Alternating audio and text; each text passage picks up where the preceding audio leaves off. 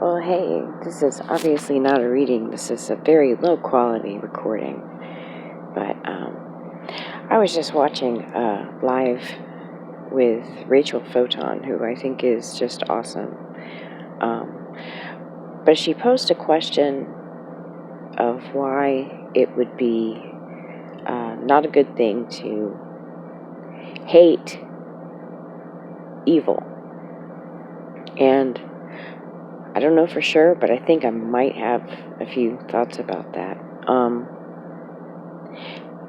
I think the key here is emotional regulation. I also think that physics comes into play and energy comes into play, and basically what I think is like the best approach with darkness is to approach it the way that the Buddhists do, where you don't pretend evil doesn't exist. You don't change how you think about evil. You don't make an exception for evil. You state what needs to be corrected.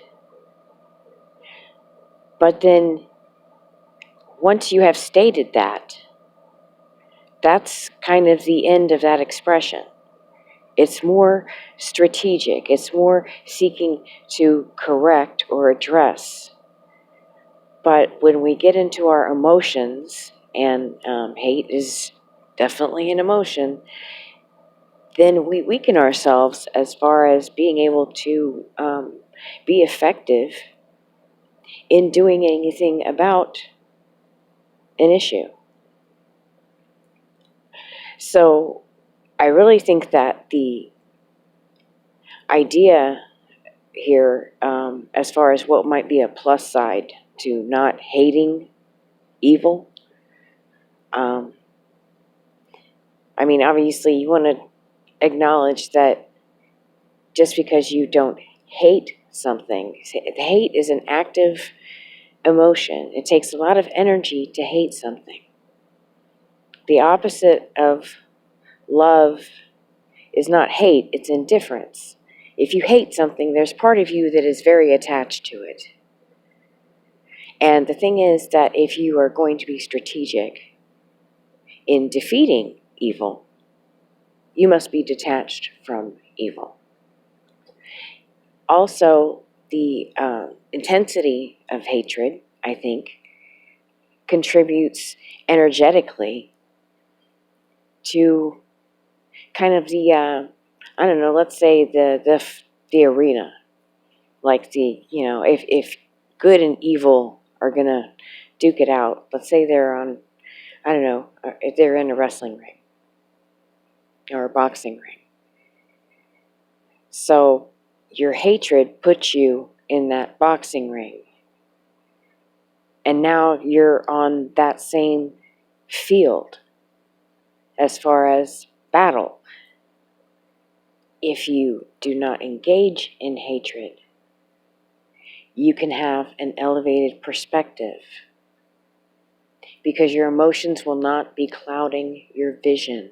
Your emotions will not be clouding the facts and the data that you need in order to achieve your aim. So I feel like the specific passages that Rachel was referring to in the Bible, I think it was like Matthew or something, I don't know, I'm not like a huge Bible person. I think that they were not so much about just laying down and dying or saying it's okay to be evil. I think it's more about energetic exchange and strategy and conserving one's energy. There's like something like a line about, resist not evil. And she was like, how can you say not to resist evil?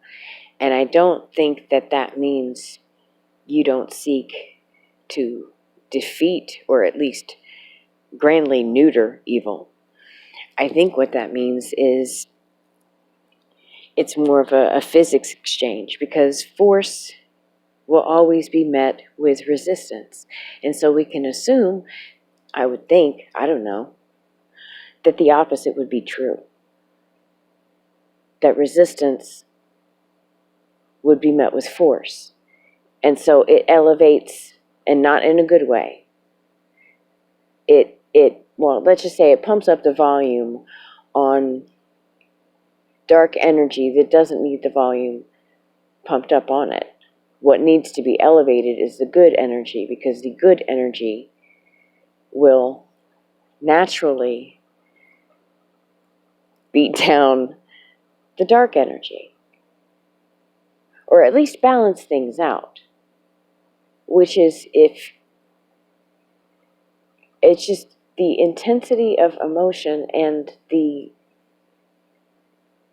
energy put towards feeding that whole tornado of negativity, when you could be outside of it, studying it,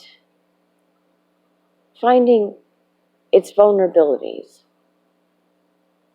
finding the loopholes, finding the wiggle room where you can get in and actually affect change. Your energy is much better spent in shining light on things.